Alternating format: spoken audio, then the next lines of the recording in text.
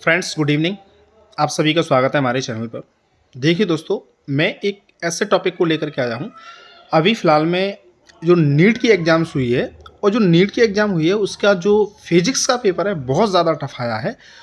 तो बच्चे हैं, मैं उनके वो देख रहा हूँ उन बच्चों को कि जो बच्चे हैं रोते हुए सेंटर से बाहर निकल रहे हैं। वो कह रहे हैं पापा मेरा पेपर ख़राब हो गया, पापा इस साल मेरा सिलेक्शन नहीं होगा।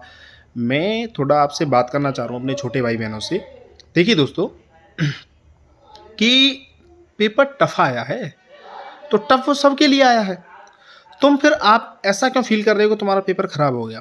देखो, जब साल भर मेहनत करने के बाद आप 50 क्वेश्चन में से 20 क्वेश्चन ही अटेंड कर सकते हो, तो इसका मतलब ये है कि जितने भी आपके लेवल के बच्चे हैं जिन्होंने साल भर मेहनत की है वो भी 20 क्वेश्चन अटेंड करने वाले हैं।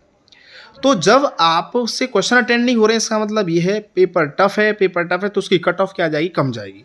तो इसमें किसी भी बच्चे को मैं कह रहा हूँ पैनिक होने की बिल्कुल ही आवश्यकता नहीं है और उन्हें इस बात को नेगेटिव नहीं लेना चाहिए। मैं कह रहा हूँ कि जब यदि पेपर टफ आता है तो जो बच्चे अच्छे तरीके से तैयारी करते हैं, साल साल भर 2-2 साल से तैयारी करते हैं, उनके लिए प्रॉफिट होता है, क्योंकि वो कंसेप्ट से कहीं ना कहीं उस बात को मैच कर पाते हैं और उनके क्वेश्चंस के आंसर दे पाते हैं। ये अच्छे पढ़ने वाले बच्चों के लिए बहुत एक प्रॉफिटेबल बात होती है। मैं आपको बता दूं, मैंने जो ग्रेजुएशन है बीएससी बाई मैथ साइंस किया है और ये मैं 2014 का पास आउट हूँ। मैं आपको बता दूं, मेरे को 10 साल हो गए बीएससी किए हुए। उसके बाद मैं मैथ साइंस का ही गवर्नमेंट टीचर हूँ राजस्थान के अंदर। तो इस मुद्दे को लेकर मैं इसीलिए आया हूँ कि देखिए, अब हम जब तैयारी करते हैं, मैं आपको बता दूं, मैंने अपना जो सब्जेक्ट है वो असिस्टेंट प्रोफेसर की जब मैंने तैयारी की, तो मैं आपको ये बता रहा हूँ कि असिस्टेंट प्रोफेसर का पेपर इतना टफ आया था, इतना टफ आया था कि जो एग्ज़ाम को कराने वाली संस्था है ना, उससे 1.5 साल तक तो उसकी आंसर शीट जारी नहीं हुई थी। और जिन किताबों को हम लोग नॉर्मली फॉलो करते हैं उन किताबों से क्वेश्चन बने ही नहीं थे। किसी कोचिंग की तो क्या औकात है, मैं आपको बता दूं, तुम तो चलो नीट वीट की तैयारी करते हो तो अच्छे अच्छे कोचिंग्स वाले हैं, तुमको मटेरियल दे देते हैं, अपने नोट्स का वायदा करते हैं। अरे असिस्टेंट प्रोफेसर का तो सिलेबस इतना है कि आप ना जाने कितने सालों तैयारी करें तब भी जाकर के टीचर से आपसे सिलेबस नहीं होगा। तो आपको इसमें घबराने की आवश्यकता नहीं है। और फिर उसमें उसमें हुआ क्या? उस पेपर की जो कट ऑफ गई वो 33% के आसपास गई। ऐसे राजस्थान के अंदर या ऑल इंडिया के अंदर कई सारे पेपर ऐसे होते हैं जो आते हैं, बहुत ज़्यादा टफ आते हैं, बच्चों से सॉल्यूशन नहीं हो पाते। तो इसका मतलब ये नहीं है कि आपका पेपर खराब हो गया। कट ऑफ कम जाएगी, आपका सिलेक्शन कम कट ऑफ पर हो जाएगा। तो इसमें आपको पैनिक होने की बिल्कुल आवश्यकता नहीं है और आप हंसी खुशी से आराम से जो भी आप दे के आएँ अपने ऊपर कॉन्फिडेंस रखें। आपकी कट ऑफ कम जाएगी, आपको इसमें परेशान होने की बिल्कुल आवश्यकता नहीं है।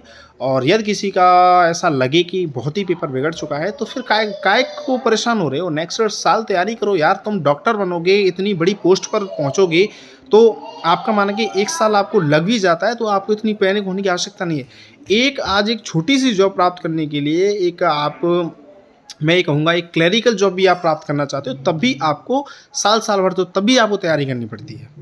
तो एमबीबीएस बनना तो ये बहुत बड़ी बात है, तो इसमें आपको परेशान होने की ज़रूरत नहीं है। और मेरे छोटे भाई बहनों से यही कहना है कि यदि आपका पेपर टफ आया है तो आप इसमें पैनिक ना हो। पेपर टफ है तो वो सबके लिए टफ है।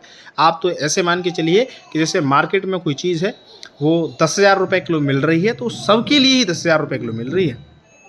आपको इसमें फिर ये नहीं कहना है कि अरे भैया 10,000 रुपये किलो हो गई, अब मेरे से तो नहीं खरीदी जाएगी। अरे तुमसे नहीं खरीदी जाएगी तो औरों से भी नहीं खरीदी जाएगी। अब गोल्ड का भाव, सिंपल सी बात देखिए, अब क्या था, कुछ दिन पहले 50,000 60,000 के आसपास था, अब जो गोल्ड है वो 1 लाख के क्रॉस हो गया, तो सबके लिए हो गया। समझ रहे हो ना? तो इस चीज़ को आप ऐसे समझें कि वो पेपर है वो सबके लिए टफ आया है, तो आपको रोने की आवश्यकता नहीं है।